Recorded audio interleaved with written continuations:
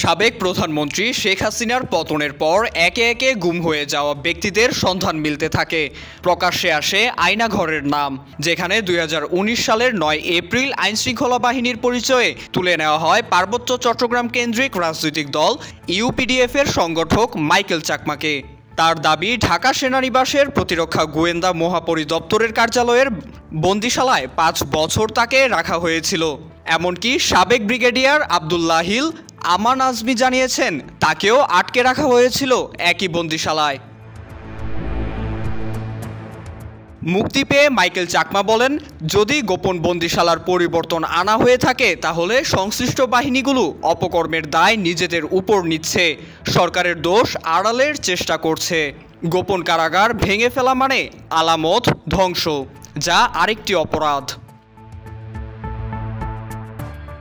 এদিকে একাধিক সূত্র জানায়, আন্তর্জাতিক পর্যায়ে ভাবমূর্তি রক্ষায় গোপন বন্দিশালাগুলো রাখতে চায় না বাহিনীগুলো। বর্তমানে এই বন্দিশালাগুলো অপসারণে কাজ চলছে। এমনকি ভেতরের কুঠুরিগুলো ভেঙে একতলা ভবনটির অভ্যন্তরে পরিবর্তন আনতে কাজ চলছে।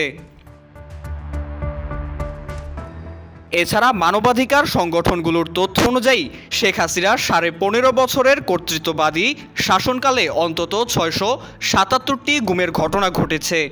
এতে এখনও নিখোঁজ রয়েছেন ১.৫ শতাধিক মানুষ। সম্প্রতি তদন্ত কমিশনের সভাপতি বিচারপতি মইনুল ইসলাম চৌধুরী বলেন, ভুক্তভোগীদের অভিযোগ, আয়নাঘর নামে পরিচিত জয়েন্ট ইন্টারোগেশন সেলটি ডিজিএফআই এর সদর দপ্তরেই। এই আয়নাঘরে বন্দি রাখার ২২টি সেল রয়েছে। ভুক্তভোগীদের বর্ণনা অনুযায়ী আয়নাঘরের কুঠুরিগুলো ৬ থেকে ৭ ফুট প্রশস্ত, উচ্চতা ১৫ থেকে ১৬ ফুট। বন্দীদের শব্দ লুকাতে ৪টি এক্সস্ট ফ্যান রয়েছে, ২টি শৌচাগারেই হাইকমোড এবং প্যান রয়েছে। পরিদর্শনেও এসব তথ্যের মিল পাওয়া গেছে। এছাড়া র্যাবের বিভিন্ন কার্যালয়েও গোপন বন্দিশালা রয়েছে বলে অভিযোগ ভুক্তভোগীদের। এই অবস্থায় তদন্ত কমিশন লিখিতভাবে জানালেও বাহিনীগুলো দ্রুত এসব সেল ধ্বংস করে আলামত মিটিয়ে দিচ্ছে, যা নিন্দনীয় বলেও মন্তব্য করেন কমিশন প্রধান।